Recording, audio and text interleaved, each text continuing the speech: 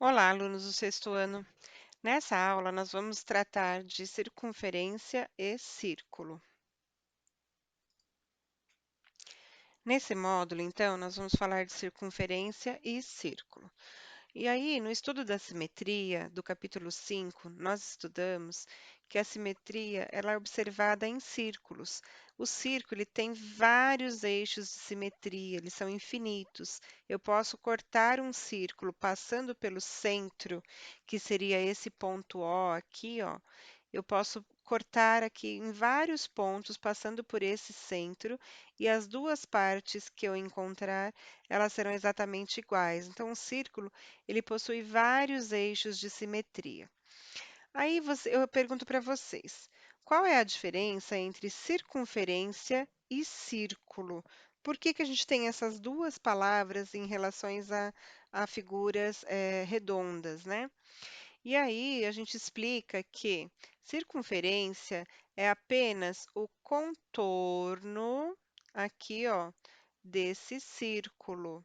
Apenas o contorno, esse risquinho aqui que passa fora do seu círculo, tá bom? Então, ó, quando eu observo essas pessoas aqui, ó, sentadas em forma de círculo, elas estão sentadas na circunferência. Todas estão à mesma distância dessa fogueira, que seria o centro dessa circunferência. Então, matematicamente, nós podemos considerar que essa cena ela está desenhada aqui, ó. Eu tenho pessoas em volta desse centro, que seria a fogueira, e desse centro até essa borda é a mesma distância para todas as pessoas. Então, tá vendo que todas estão identificadas com um R? É porque esse pedacinho da borda até o centro, ele é chamado de raio. O centro sempre nós chamaremos de centro O, é o ponto central da minha circunferência. E aqui seriam as letras que estão identificando as pessoas que estão sentadas aqui em volta da fogueira. Então, aqui nós temos uma definição formal de circunferência, é o nome dado à linha formada por infinitos pontos que estão à mesma distância de um único ponto fixo chamado centro. Então, ó, todos os pontinhos aqui, ó, dessa volta, que é o contorno, eles estão exatamente à mesma distância, qualquer ponto que eu pegar da borda até o centro. Isso é chamado de circunferência. Agora, elementos que nós temos na circunferência. Então, aqui eu tenho outra circunferência. Eu tenho de A até B, eu tenho um elemento que a gente chama de diâmetro. Ele está passando aqui, ó, pelo centro. Nesse outro desenho, ele chamou esse ponto C aqui, que é o O lá em cima, ele chamou de C de centro. Tem que passar, para eu ter o diâmetro, tem que passar pelo centro. Eu não posso ter uma linha cortada aqui que não passe pelo centro. Aí ela tem um outro nome, ok? Então, de uma ponta até a outra da circunferência, passando pelo centro, é chamado diâmetro. Agora, do centro até a borda, a gente tem o nome de raio. Então, esse segmento que vai aqui do ponto C até o ponto P é chamado de raio.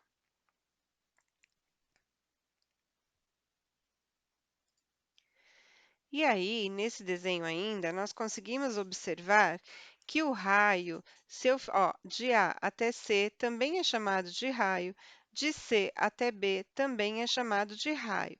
Isso significa que o diâmetro ele é duas vezes o meu raio. Isso é importante na circunferência, tá? Isso a gente vai usar bastante. O diâmetro é igual a duas vezes o raio.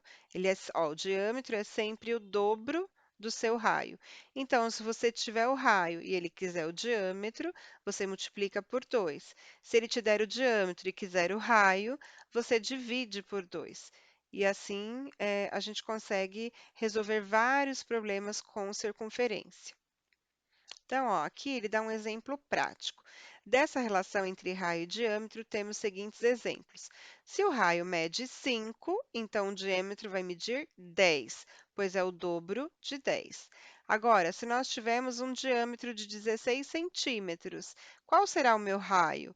Aí eu tenho que dividir, porque o diâmetro é 2 vezes o raio. Então, eu divido 16 por 2, que vai dar 8. Então, se o diâmetro é 16, o meu raio é 8, porque sempre vai ser a metade do diâmetro. O centro, o raio e o diâmetro são usados com muita frequência no estudo da circunferência. A gente utiliza bastante isso. E tem um outro segmento que a gente usa também, que é um segmento chamado de corda. Lembra que eu falei que aqui no caso desse outro desenho, o diâmetro ele não pode passar fora do meu centro. Então, olha aqui, ó. Essa esse segmento, ele está passando fora do centro. Quando ele passar fora do centro, pegou de uma borda até outra borda, mas não passou no centro da circunferência, aí então ele é chamado de corda. Esse segmento de R até Q é chamado de corda. RQ é uma das cordas da circunferência C. Por que ele fala que é uma das cordas? Porque eu posso ter muitas cordas, eu posso ligar uma outra aqui embaixo e assim por diante. Então, ó, podemos perceber também que o diâmetro ele é maior que a corda da circunferência. Independente de onde eu desenhar essa corda, o diâmetro sempre vai ser maior do que a corda. Outras características, quando eu falo em circunferência, é o setor circular. Então, ó, olha bem esse desenho aqui, ó, é a mesma coisa da pizza que está tirando um pedaço.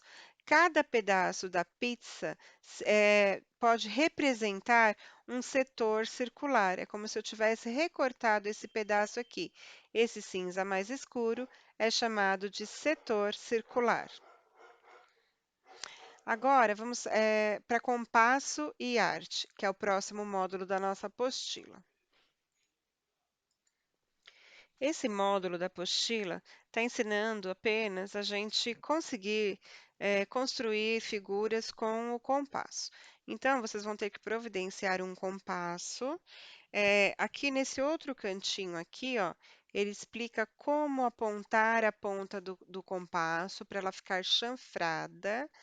Então, a ponta ela tem que ter um corte reto aqui. A gente geralmente usa uma lixa para lixar assim de ladinho. No presencial seria mais fácil explicar isso para vocês, mas vocês leiam aqui e tentem entender como que tem que deixar a ponta do compasso. E aí ele está ensinando que a gente chama de ponta seca, essa ponta aqui que tem a agulha, ela que sempre vai ser o centro da sua circunferência, é onde a gente espeta no papel. E aqui, ó, a ponta com grafite, que é a ponta onde vai riscar o que a gente quer. Então, aqui só explica como utilizar o compasso, porque nos nossos exercícios vocês terão que desenhar obras de arte com círculos, tá? Então, aqui vai explicar apenas sobre isso. Quando a gente vai trabalhar com compasso, eu preciso pegar apenas nesta haste. Então, com 2 dedos, o indicador e o polegar, a gente apenas gira a haste. Depois no chat a Pro explica direitinho, mas vocês providenciem o compasso para a gente conseguir trabalhar esse módulo da apostila, tá bom? A gente já está avisando com antecedência, tem alguns dias ainda para tratar dessa aula no chat, então vocês vão providenciando o compasso. A Pro vai ficando por aqui. Qualquer dúvida no chat, vocês perguntem. Eu e a Prodiana estaremos tirando as dúvidas e passando a lição de casa lá no chat, tá bom? Beijos. Bye bye, sexto ano.